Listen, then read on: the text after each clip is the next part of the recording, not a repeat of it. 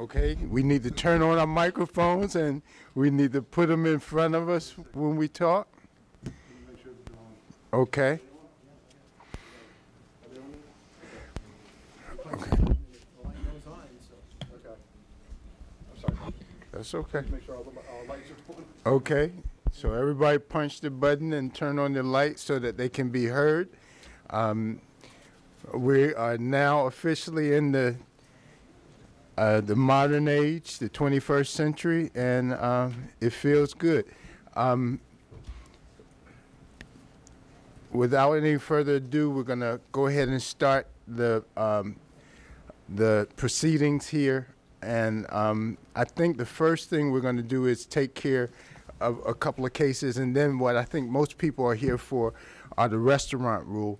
And we're going to have a presentation, including a video for the restaurant rule, and we're going to go from there. So I'm going to turn it over to the administrative staff at this time.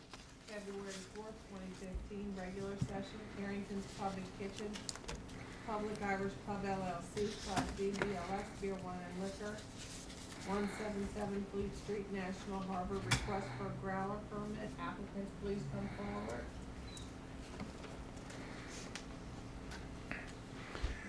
Trading as BJ's Restaurant and Brew House, BJ's Restaurant Operations Company, 14714 Baltimore Avenue, Law. Request for a growler permit. Applicants, please come forward. BJ's Restaurant and Brew House. Okay, so those I take it they don't really want it. those were BJ's, and what was the other? Harrington's Pub and Kitchen. And neither of those have off-sale licenses? Correct. Okay, so they have to appear before us at the hearing. Okay, so neither one of those places are here at this time. If they come in later, maybe we'll hear them at that time. But right now, as Mr. Caldwell says, it seems like they do not want a growler permit. We're going to start with the restaurants. Yeah, the following establishments, we're here to discuss a restaurant and specifically rule and regulation number 58. We have Cedar Hill Inn, Crab Cafe, Eddie Leonard's Restaurant, Fairwood Cafe Wine and Spirits, Jimmy's Crab House, MC Spirits and Grill, Mile High Restaurant, Mike's Restaurant and Liquors, Mustangs, Palmer Restaurant and Liquors, Strix, Three Roads Liquors and Restaurant, and Town Hall, and House of Lee Restaurant. Okay, let me explain what's going on here. All of these places that were just read by Ms. Bryant are places that have a B license. A Class B license is a restaurant license. And we... Excuse me, Mr. Chairman, do we know that each of these is in appearance? Maybe we can check off who is here and see who might not be here. But a Class B license is a restaurant license, so you have to operate a restaurant. And we passed a restaurant rule, and we sent out notices indicating that the restaurant rule is going to be enforced. And we've done this over a period of how long has it been? When did we pass the restaurant rule? September 2013. So it's been almost a year and a half since we passed the restaurant rule. We sent out letters periodically saying that we were going to enforce the restaurant rule. And now we're at the point where we're going to enforce the restaurant rule. So you have to be a real restaurant.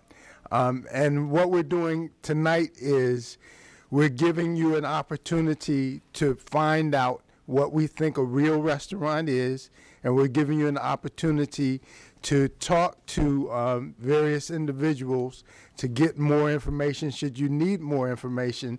And the bottom line is we're going to bring you back pursuant to the violation that's been issued, and we're going to have a hearing. And a part of that hearing will be what you intend to do to operate as a real restaurant, which is essentially having your restaurant open at all times that your liquor store is open if you have a liquor store attached, and making sure that your restaurant meets the need of any customer who comes through that door at any time. And so This is what we hope to be a helpful session, an energizing session, a session that leads you to do what the law requires you to do on a consistent basis.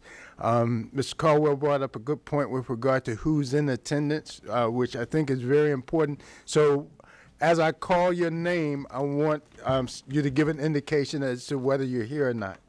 Cedar Hill Inn? Thank you so much. Crab Cafe? Okay. Eddie Leonard's Restaurant? Is there anyone here from Eddie Leonard's Restaurant? There's no indication of anyone here from Eddie Leonard's. Fairwood Cafe? Here. Jimmy's Crab House? Here. MC Spirits and Grill? I spoke with them. They're on their way. They went to the wrong location. Okay, very good. They're on their way. And are you one of their representatives? He hasn't retained me Okay, this evening, but okay, that's good. Mile High Restaurant? it's the same thing. I contacted them. They're on their way. Okay, Mike's Restaurant? Thank you very much. Mustangs? Thank you very much. Palmer Restaurant? Thank you very much. Strix? Thank you very much. Three Roads Liquors? Is Three Roads Liquors here? No indication of anyone here from Three Roads Liquors. Town Hall? Thank you very much. We have House of Lee is also in attendance. Okay, House of Lee Restaurant. okay, but they're not being charged? House of Lee, okay, is House of Lee here? Yes, thank you very much. Thank you. Okay, so we're going to go ahead and get started with the presentation, and then after the presentation, we'll see if there's any more information that can be provided or questions can be answered and that type of thing. So I think we're going to have Ms. Sherry Johnson from our office conducting the presentation.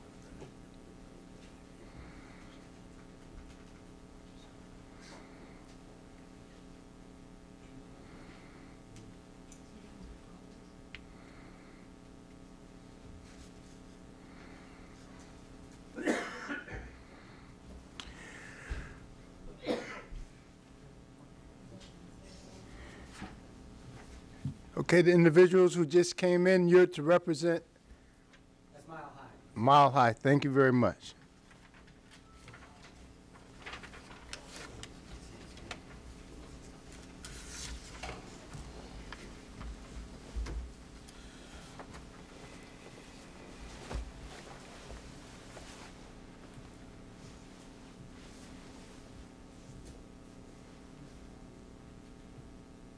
Hello, hi. I'm here to inform you on what it means to be a restaurant. I'm going to begin with the rule and regulation number 58 definition, which states, a restaurant shall be defined as an establishment located in a permanent building with ample space and facilities to accommodate the public and where hot food is available to be prepared, sold, and served to the public during all hours the establishment is open for business. The requirements for a restaurant are you have to have tables, chairs, and or booths. You have to have utensils, chefs and or cooks, a wait staff, certified food handler, food appropriate for the time of day, and a menu.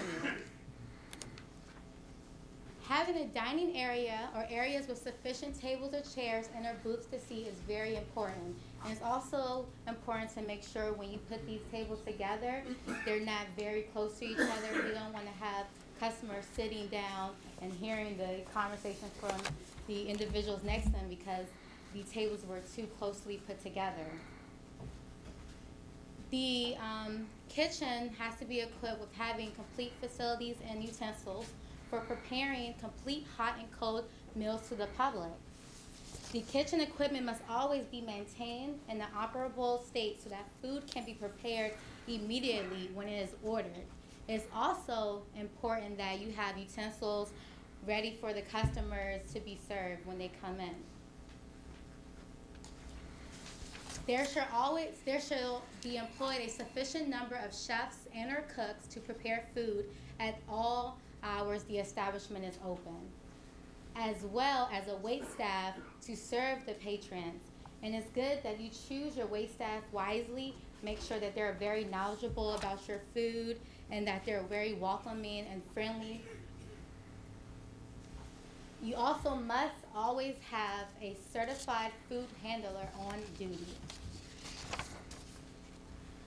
The establishment must at a minimum offer the type of food appropriate for the time of day or night that the establishment is open, meaning if you're open during breakfast hours, you should have food available for breakfast. If you're open during lunch hours, you need to have lunch food available. If you're open during dinner hours, you need to have dinner food available to the customers. You have to maintain and display a menu advertising the hot and cold meals. A printed version of the menu shall be available to patrons at all times. The food shall include complete meals made of food that is customary for the time of day or night that the restaurant is open. The establishment shall maintain at all times sufficient inventory to prepare the items on the menu. Meaning, if you close at 11 and I come in at 10:30, I should be able to order anything on that menu. This is just an example of a menu. This has many options. Options. That's the key of having a great menu to provide to your customers. This has pasta, this has chicken, this has ribs. Having options definitely will make the customers happy and return to your restaurant. So now I'm going to explain what is not a restaurant. Operating as a carryout is not a restaurant. Restrooms that are locked or unavailable, that's not a restaurant. If you have doors locked or blocked into the dining area, or if you have storage area in where the dining area should be, that is not a restaurant. Serving food from behind a plexiglass is not a restaurant. Also, the annual sales for food, if the annual sales for food are less than your total alcoholic beverage sales, you are not a restaurant. It's just very important that you make the restaurant very presentable. It doesn't have to be fancy. It doesn't have to have candles all over the tables or a white tablecloth around on the tables. Just make it presentable. Make the customers want to come back. Make the customers want to talk about you in a positive manner. Have them wanting to leave saying, wow, this was an amazing restaurant. I want to come back. Have them bring their friends. So you can make it happen. It's just some work that needs to be put forward. Thank you. Okay, very good. Thank you.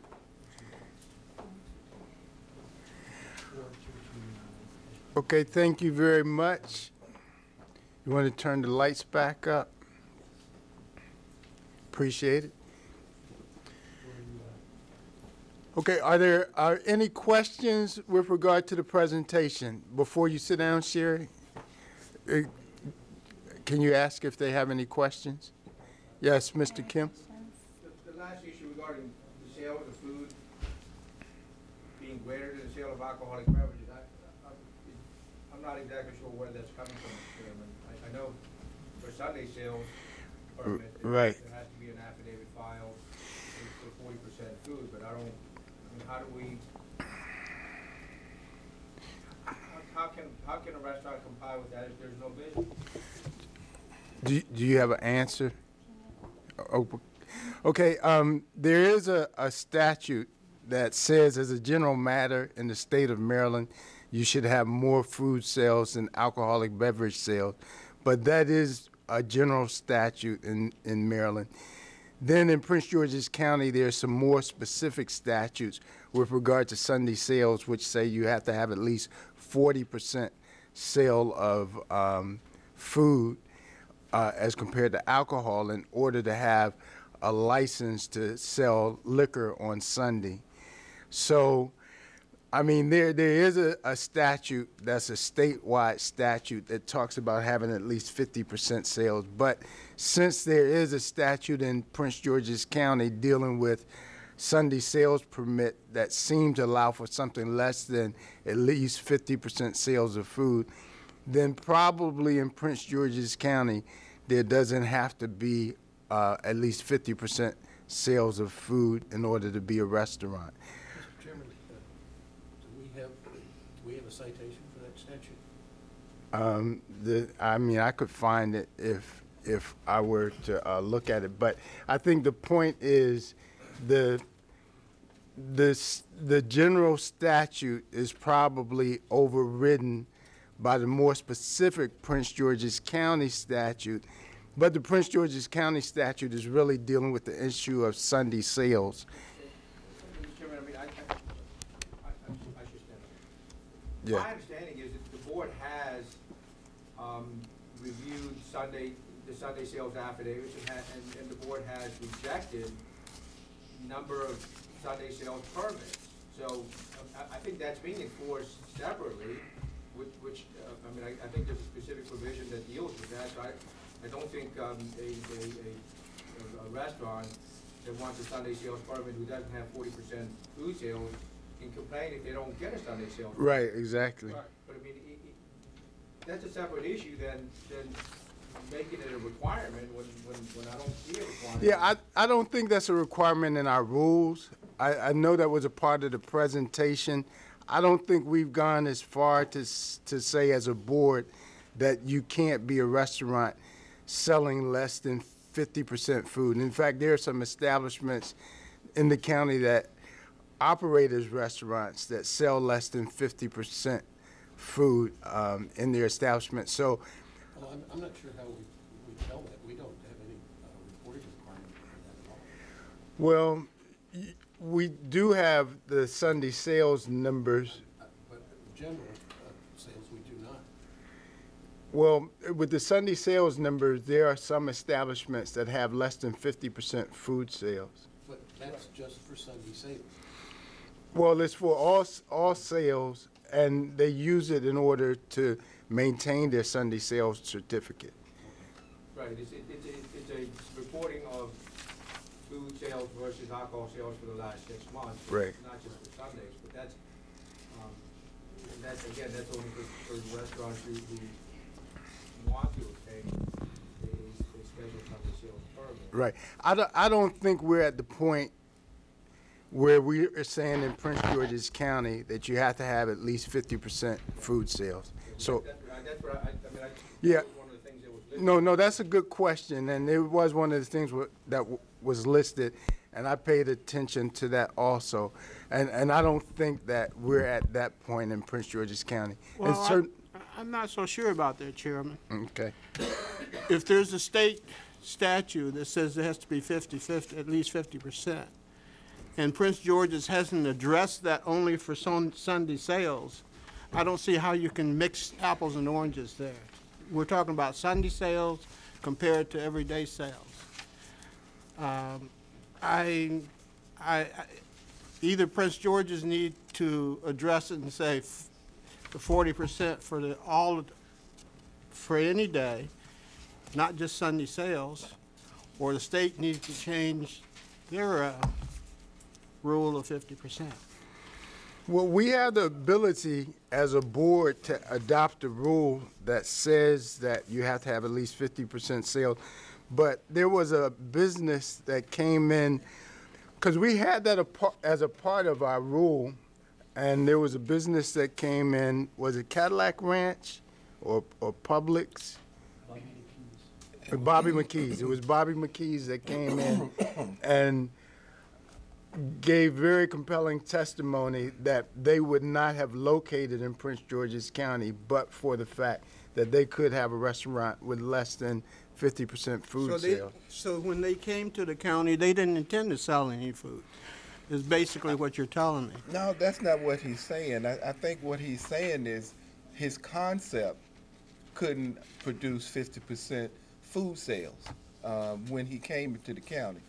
And that's what he is still at the present level of having less than 50% food sales.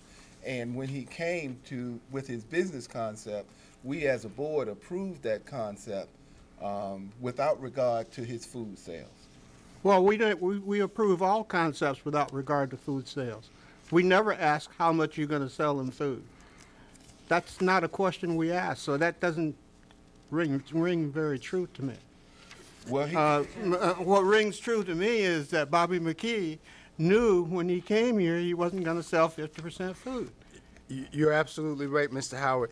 But what happened was, as a result of Bobby McKee's testimony, we actually took out of the rule the requirement that you have to have at least 50% food sales. So we did have that in the rule, and we took it out based on Bobby McKee's testimony.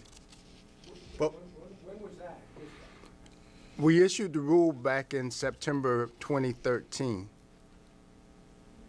And Mr. Chairman, just Yeah. to Commissioner Howard's point, the statute in question, if you do reference the statewide statute, is Right. 2B 102. Right. 102. And it concludes by saying the Board of License Commissioners in any county by regulation may prescribe a different standard as to what constitutes a restaurant. So I think by having a rule and regulation or definitions in the county's rules and regulations, that actually sets the standard as opposed to the statute itself.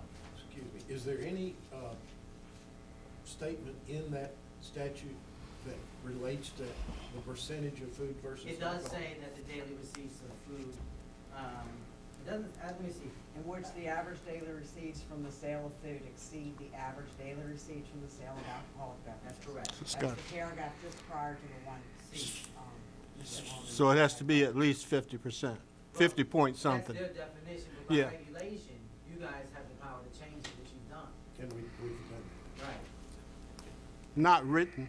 Well, it's in the rules, there's a definition of restaurant in the rule book. Percentage-wise? Yeah. You don't, by addressing it, the definition of restaurant itself in the regulation, you guys set the definition. So regardless of what the statute says, you guys have the power to, What? prescribe a different standard. Rules? Kelly, could we have a copy of the rules up here? I hate to, because I don't have a copy. Al has one. We have one book. Okay. Oh, sorry. Okay, this is good. Thank you.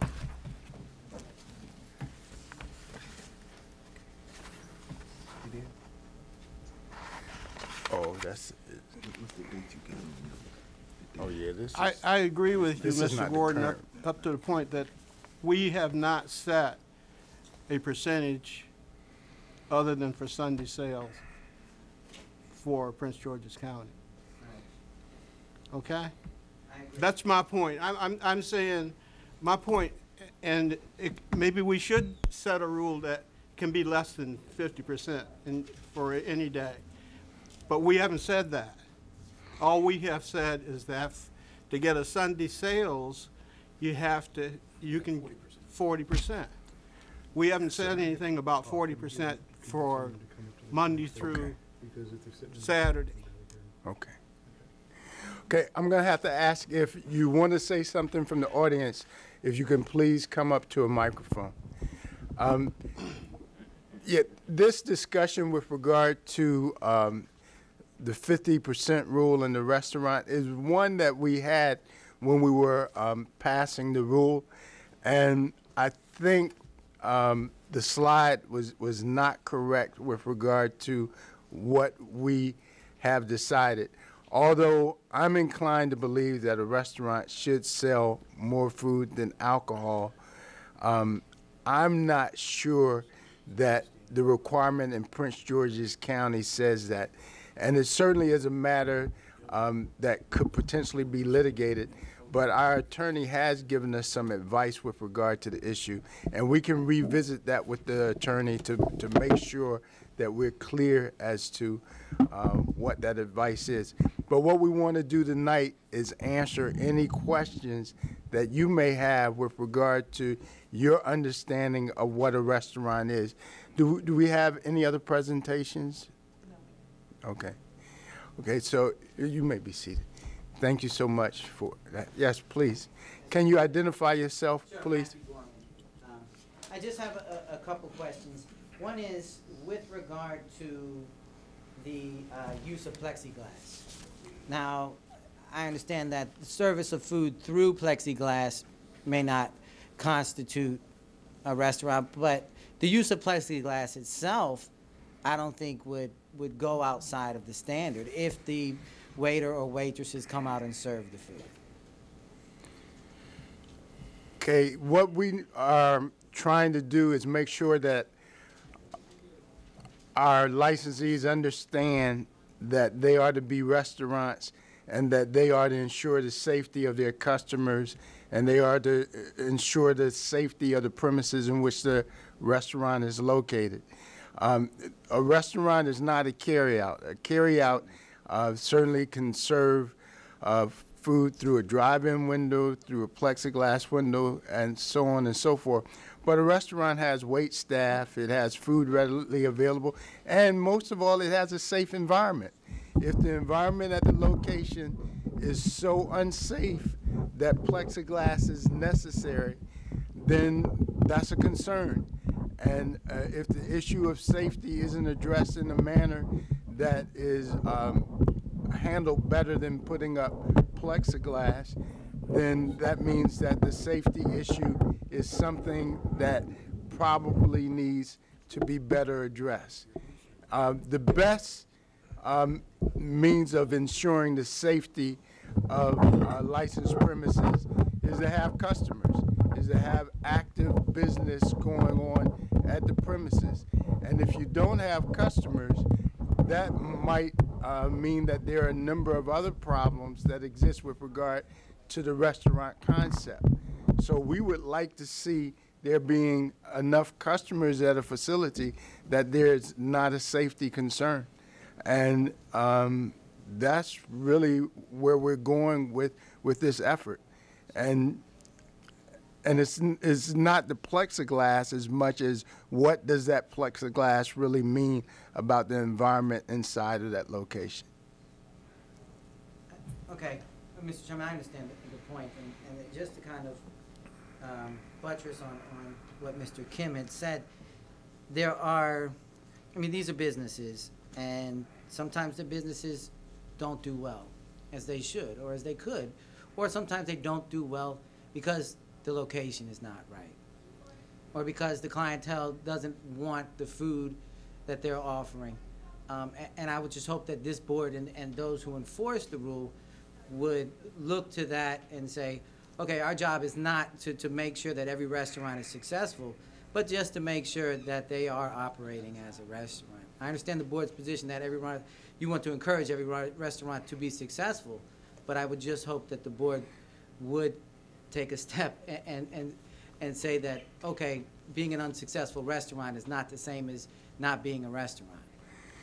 The 2 points that you made are counter to each other. The first point was with regard to plexiglass being up in these locations. And the second point was, well, maybe everybody can't be successful, so if the business isn't successful, have some tolerance.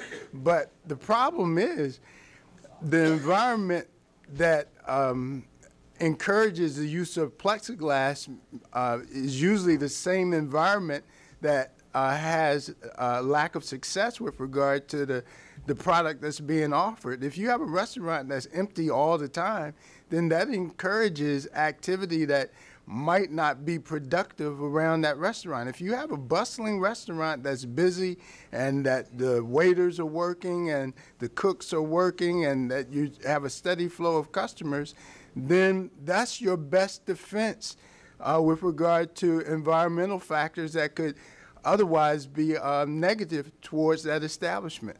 If these restaurants are operating in a manner that raises the quality of life in the neighborhoods in which they're located, brings business that is positive into Prince George's County and has people spending money because the product that's offered is a desirable product, then the safety concerns dissipate and it makes everything better for both the community in which the business is located and certainly from our standpoint in terms of regulating the sale and control of alcoholic beverages.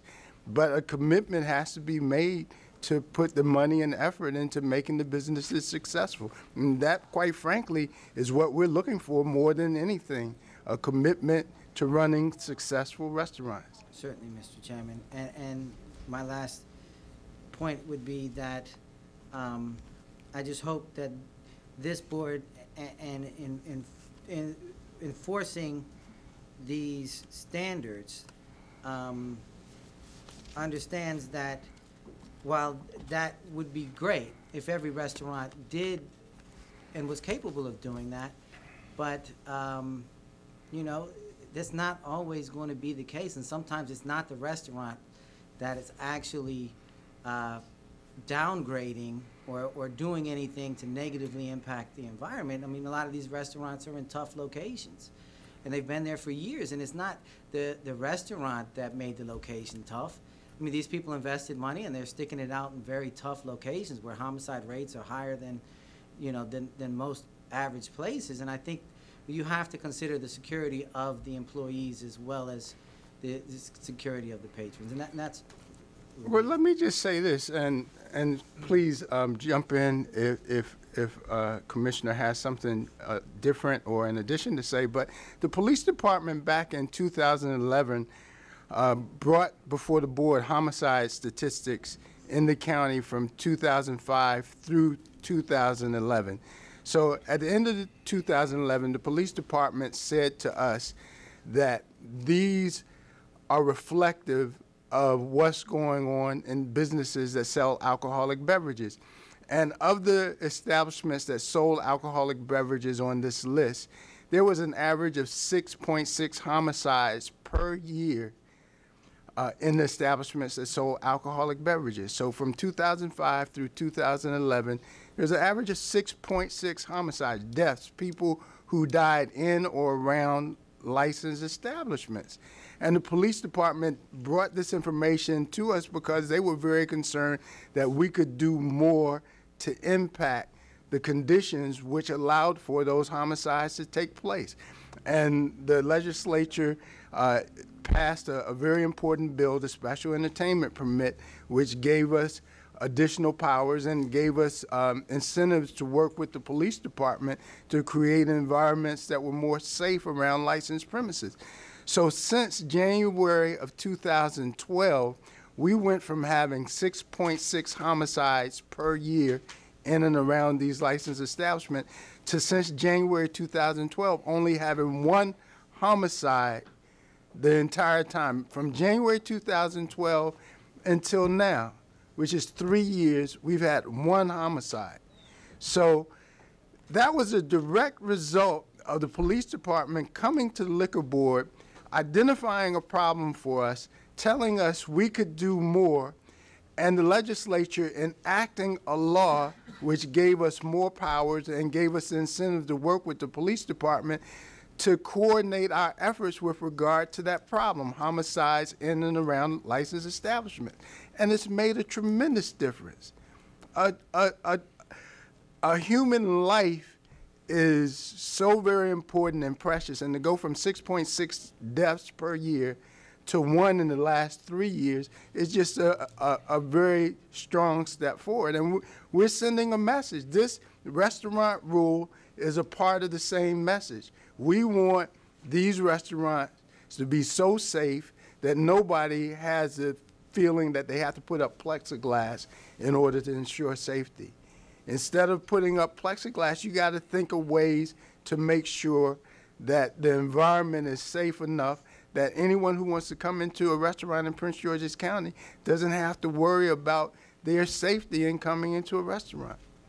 Okay. Also, I would like to go a little further in what the chairman was talking about. I think you mentioned earlier about having the plexiglass and having a wait staff come get it and deliver it to the customer. The wait staff is part of the staff too. I mean, if there's a safety problem that you need plexiglass, then you're not going to have a wait staff coming up getting food from the plexiglass and taking it back. They're in as much danger, conceived danger, as the people behind the plexiglass. Well, I mean, you can't separate the two. So, well, Mr. Howard, and to that, and I don't want to take up any, I know there's a lot of other people that want to speak, and this will be.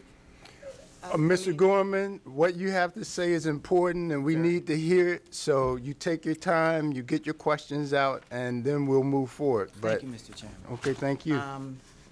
I mean, I don't know that unfortunately, I don't have the rule right now in front of me, but I don't know that the statute I know that the statute doesn't make any mention of plexiglass.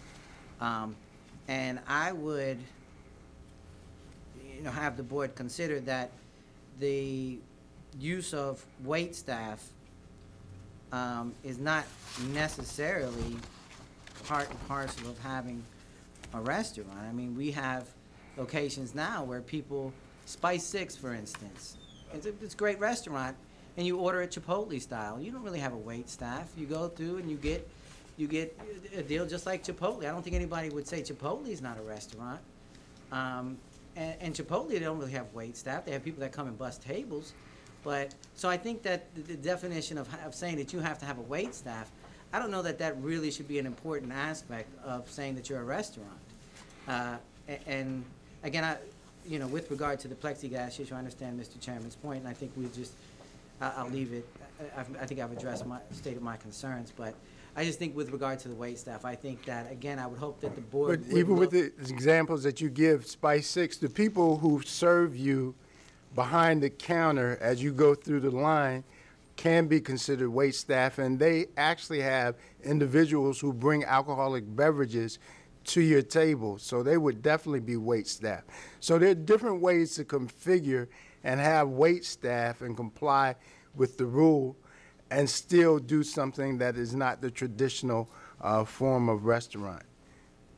Certainly. I mean, maybe that wasn't the exact example, but again, Mr. Chairman, I would say that, as you said, you can have, depending on how you alter the definition of wait staff, I think that, and I would just ask that the board look to that and not say that if an establishment that unfortunately for them is not so busy and they have one person taking the orders and that same person bringing out the food, to say that that's a violation and to punish the establishment, probably establishment that's already hurting, I think it would be, in the end result, could be counterproductive. But that's all, Mr. Chairman, members of the board. Thank you for giving me the time. Okay, before you go, Mr. Gorman, one thing that I would want people to appreciate who are in this room, most of the business that we're talking about are businesses that also have liquor stores attached, if not all of the businesses.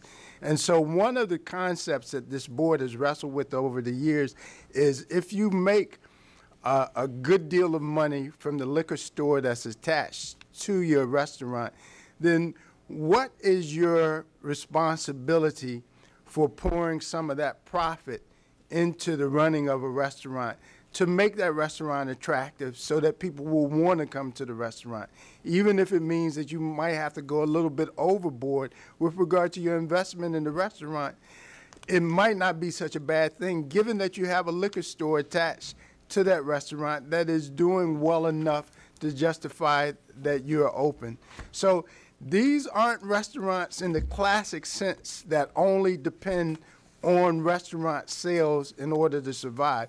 And the problem is, it seems like, I don't know if this is true, but it seems like some of the businesses have basically neglected the restaurants in the thought that, well, as long as I'm making a profit on the liquor store side, then I really don't have to make the commitment to the restaurant. But the problem is it's a restaurant license. So if you're successful with a liquor store but not doing a good job of running a restaurant, it's a problem there because it's a restaurant license. And we just want people to focus on that. And the other thing is, if these restaurants aren't successful and they're laying fallow or they're not active, then it's a magnet for activities that can be negative. And we don't want any restaurant to cause negative activity in a community because it's not being properly utilized. We have some very successful restaurants in the county. We have a restaurant that recently opened within a year. Went up to the top of the chain with regard to the other restaurants that were developed by someone who grew up in Prince George's County. Came back to Prince George's County with a restaurant concept that he developed somewhere else. They have basically $18,000 a day in sales out of just a pure restaurant. And this is a Prince George's County born and raised individual who developed this concept and brought it back here. So there's money to be made in restaurants in Prince George's County, and we want these locations that have a supplement of a liquor store to invest in the restaurants to do the best that they can to make the restaurants a good a boost in the quality of life of people who want to spend their money in Prince George's County. Certainly, Mr. Chairman. And again, I would just say that the use of the authority of the board to encourage these restaurants, I think it should be looked at whether or not this really goes beyond what the mission of the board is and what the purpose of the board is. I don't know that this board should become the restaurant quality board. This is the, this is the Board of License Commissioners relating to the sale of alcohol. Let me ask you this question, Mr. Gorman. If there's a restaurant in existence that has no customers and makes very little sales, and as a result has a loitering problem because there's not activity going on in the restaurant side, and in fact closes often because there's just no activity, then is it a restaurant?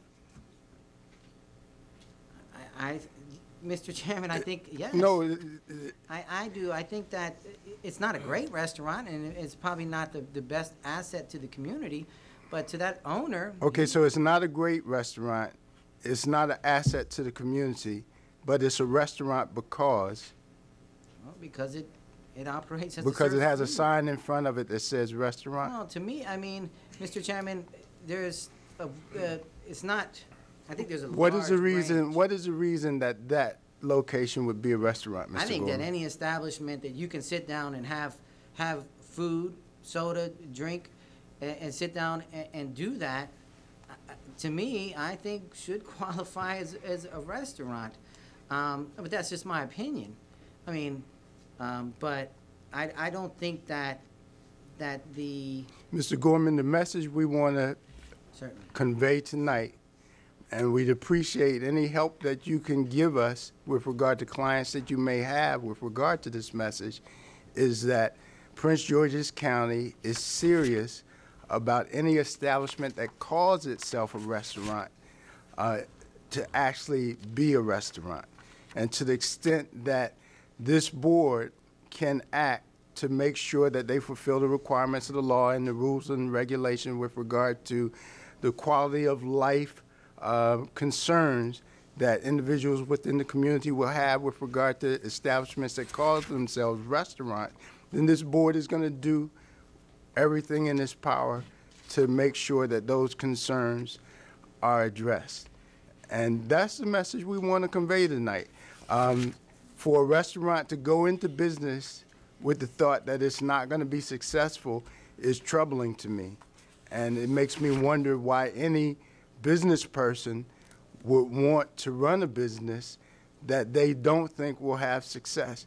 Why any business person would be located in an area where they think they can't run a successful business that they're proposing to this board that they want to run. The bottom line is the success of the business is not something that we can control from the board, but the effort that goes into making a business what is presented to the board as its intention to be is definitely something that we can look at and see whether or not there's compliance with regard to what has been presented to the board. And quite frankly, some of the plans that are being operated under right now are not going to be successful, and the board has concern with that. And the message we want you to help us to convey as an attorney that represents businesses that come before this board is that the board wants you to be serious about running a good, successful restaurant that contributes to the betterment of the people of Prince George's County and contributes to the quality of life in a positive way of people who want to spend money in Prince George's County. We want it to be safe and effective and serve good food. Yes, sir. Chairman, I think you made your point. I'm trying, I've been listening to this, and I've been listening to it for a couple of years now. And I absolutely agree that it would be good for, that all of our restaurants did well, serve good food and prosper. I think what I'm hearing is that the current issue is with restaurants who operate liquor stores as well. Yes. And it seems to me that we may be approaching this from kind of a backwards position. We may be, ought to be looking at changing the license that these people are operating under. If they don't want to operate a restaurant, I don't think it's our place to tell them that they have to operate a restaurant. I think we should make it as easy as possible for them to not operate a restaurant and just operate a liquor store. On the other hand, if they operate a restaurant, they should, if we're going to license them as a restaurant, they should operate a restaurant. It's very well said.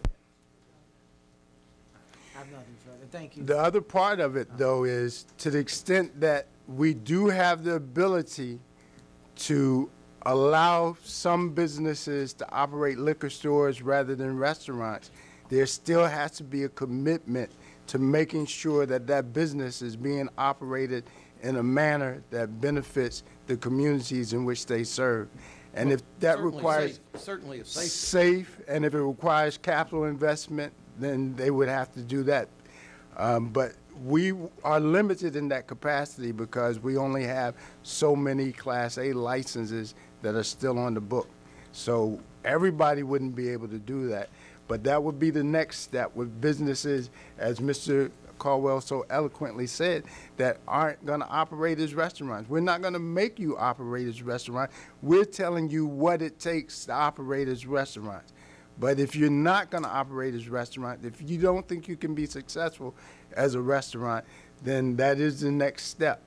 But that too will require something on your part that says you're going to make an investment in Prince George's County in a way that will benefit the people of the community in which you serve. Thank you for your time. Thank you. Are there any other questions? Yes, sir. Mr. Chairman, I don't want to go off on a tangent, but my understanding is there are 9 A licenses available. There are 9 A licenses that are not in use at this time. Right. And when I counted the B plus licenses or Super B licenses, I think there were 32. 32, yes. Okay. And I think the board, you're going to be finding this hard to believe, but I actually agree with the board. I think the issue here is not the B licensees who've gotten B licenses with no off sale. You're either going to survive as a restaurant or you're not. And Right. and in the last few years, when the board has issued B licenses with on sale, I think they know exactly what they're getting into and they understand what their obligations are. And I don't think those are the issues. Those are the ones with the problems or having difficulty. It's the B plus and the grandfather B licenses. Right. Where you do have off-sale privilege. And again, I do agree with you, Mr. Chairman, when you say, when you make money from off-sale, whether it's as a B plus liquor store or a grandfather B license with sale from the main bar, you should put some money back into the restaurant because that's what your license is. I mean, that's your main license. So having said that, I mean, I can tell you that my B-plus licensed clients, there are a number of them who run a very successful restaurant, a full restaurant with a liquor store. You know, the one in Laurel, Mid-Atlantic Seafood in Mid-Atlantic. Laurel. I think Tubby's with now a B-plus license, they have a wonderful restaurant. They would never want to give up Right. the restaurant sales. But I do have some clients who, whether it's a grandfathered B or B-plus, who do struggle to operate a restaurant.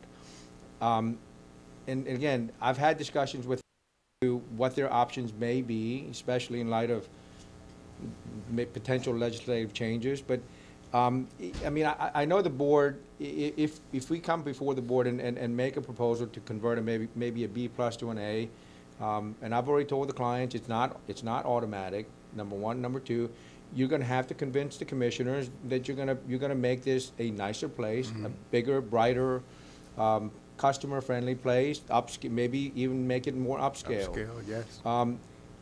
Now, would the board consider converting potential grandfather Bs to an A, or are you limiting yourself to just a B-plus?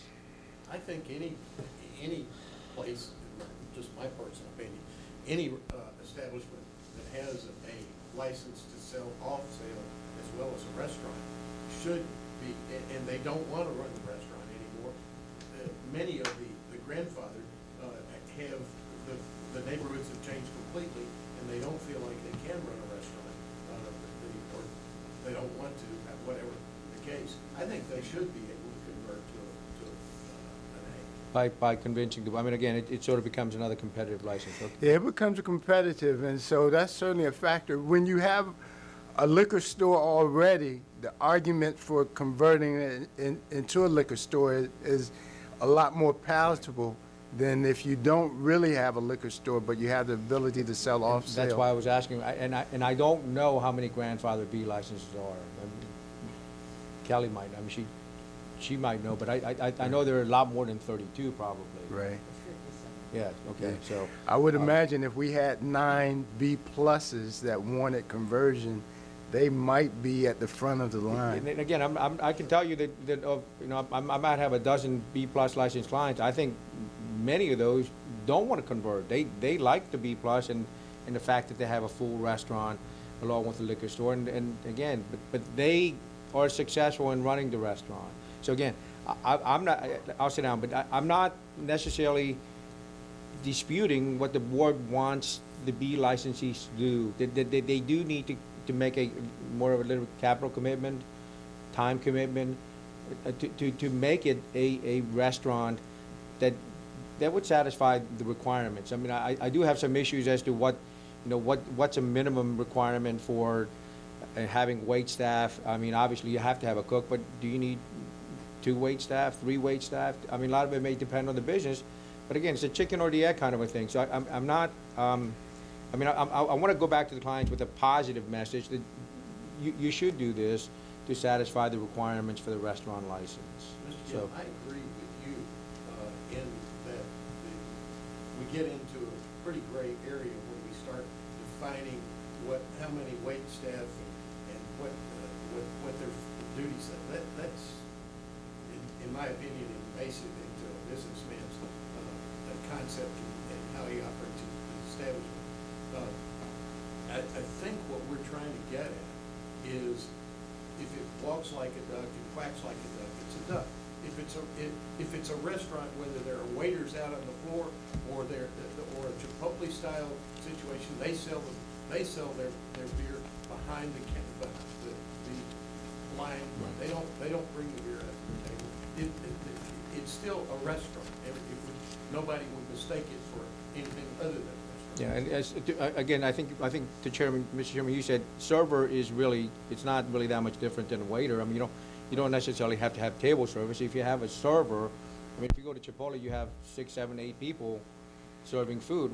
That would constitute a server, whether they're called a waiter or not. I think they're still servers, and I think that's what, again, I think that's sort of the gray area. But I think I can explain to my clients as to what at least a minimum requirement is. And again, I'm not in dispute as to what I think the B plus and the grandfather B licenses should do to come in better compliance.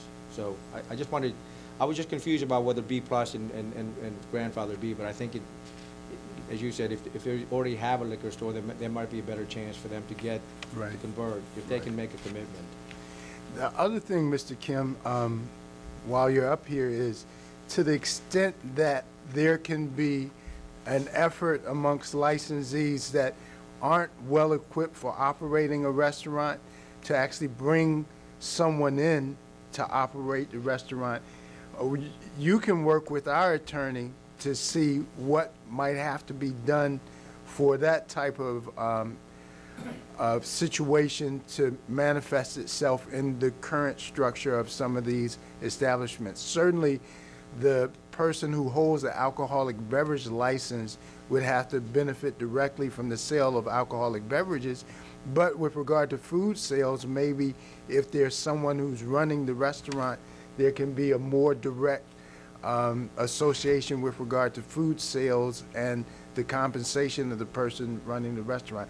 I'm not quite sure, but I'm sure our counsel can work with you on those types of arrangements if, in fact, there can be identified businesses or individuals who have experience running restaurants who would come in and turn some of what is now space that's not being fully utilized into something that's attractive. If the board will maybe relax some of the rules and requirements for having a third party come in to operate a restaurant portion of it, I think that would make it much easier, because running a liquor store and running a restaurant, they don't always go hand in hand. Right. But I think, I mean, some of my clients have made that attempt to try to bring a real restaurateur in to run a restaurant, but because of the requirements with the alcohol and how much control you have to have and so on, it's created some issues in how to prepare a management agreement, for example. But if you sort of loosen the reins on Mr. O'Connell, I mean, it might be easier to do, easier to have somebody come in and somebody, a real professional. I don't know if we can loosen the reins, but maybe we can look at that relationship with regard to food and food sales and separate it a little bit from alcohol sales in terms of the development of a management agreement. Do you think anything can be done in that respect, Mr. O'Connell, or can? I do. I don't think it's necessary for a licensee to supervise every single. But I mean, I think you can. I mean, ultimately, you know, responsible for the safe and appropriate service of alcoholic beverages, and the profits have to be distributed according to the law. But you know how the individual business is run. I mean, it can be run by a contract service, I would think. That's certainly a great option. Why don't you come up with a few concepts that you run by Mr. O'Connell and see what we can come up with, and that may benefit a whole bunch of folks. A number of people. Okay. Thank you, Mr. Chairman. Okay, thank you. Are there any other questions? Any thoughts, any comments? Yes, please. Thank you for coming out tonight. Can you give us your name and address, please? Okay. My name is Chris Melendez, and I'm a resident of Bladensburg. Okay. And I found this conversation very interesting. And as a resident, I would highly encourage you to consider, as you have said, the quality of life in which a restaurant brings to the community in which it is located. And if you are issuing a liquor license to a restaurant, you know, as a restaurant license, it should operate in best faith practice as a restaurant, okay? Yes. Because there is great concern in seeing establishments that are that have a restaurant license, but yet, for example, don't create a quality environment as a restaurant, and you see signs plastered all over their windows for alcohol sales, okay?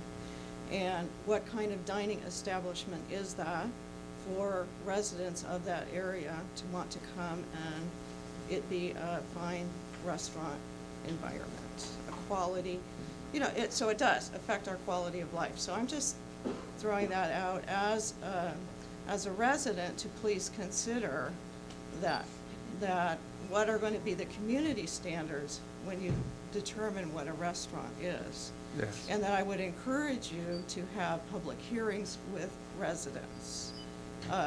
If a restaurant is in the midst of negotiating with you on a business plan for alcohol sales, that part of that business plan might be what's the public safety record regarding that establishment, okay, of where it's located, as well as a potential public hearing with residents within the community. Because I would say as a resident that we would wholly want to support a quality business within our community. So, you know, because we want success for everybody. If we have successful businesses within our community, you know, it makes life best, you know, better for all of us as a win-win situation. Yes. So, before we make any change in any license, right. we do advertise and we hold a public hearing. But I understand that, and I'm here making this comment in general because I'm hearing a discussion about possible changes in public's, you know, in what are standards that may affect, you know, the license definition in general. So, Okay. so I also have a concern related to that too. Okay. So thank you very much. Thank you very much. We really appreciate the comment. Are there any other comments or questions from the audience? Everybody feel comfortable with regard to what's been conveyed here tonight? Okay. Everyone here is here because there has been a violation report written for your establishment. We are going to have a hearing with regard to that violation, and at the time of the hearing, it would be great if you can address the concerns that we would have regarding whether or not you have a restaurant that's operating in accordance with the restaurant rule. So you're going to be at the hearing because we think that there's something that you're not doing, whether it's you're not staying open enough, you're not, you don't have food ready and available to be cooked, you don't have a real restaurant concept, you don't have certified food handlers there at all times, or whatever those concerns are. If you can have a plan to address those concerns when we have the hearing, it would be very helpful for all of us. And as Mr. Caldwell indicated, if your belief, like Mr. Gorman says, is that you cannot operate a restaurant, then it might be time for you to think about asking to operate something other than a restaurant, because everybody is here tonight because you have said to the board that you want to operate a restaurant, and we only want you to do what you've said you are going to do. So if you don't think you can be successful operating a restaurant, now is also the time to look and see what else might be available to you. Okay? So is everybody okay? All right. Thank you so much. We appreciate you coming out tonight. Mr. Howard, anything else? No, I don't have anything. I agree about the restaurant. As Mr. Kim mentioned it, it's just that people haven't I don't think it's put enough money back into the restaurant from the off sales. If they do that, I think a lot of these places could be successful. Thank you very much, Mr. Caldwell. Mr. Nwalamu? Yeah, I think that each business that's represented out here tonight has a chance to really re-establish yourself as a liquor store and a restaurant, and see what you can come up with to make your place of business even better for Prince George's County. Thank you so much. Thank you for coming out tonight. We appreciate it. The growlers, did the people who were interested in the growlers come in? BJ's Restaurant and Brew House, BJ's Restaurant and Brew House, and other, Harrington's Pub and Kitchen, Harrington's Pub and Kitchen. Okay. And they're not here. This concludes the hearing of the Board of License Commissioners in and for Prince George's County.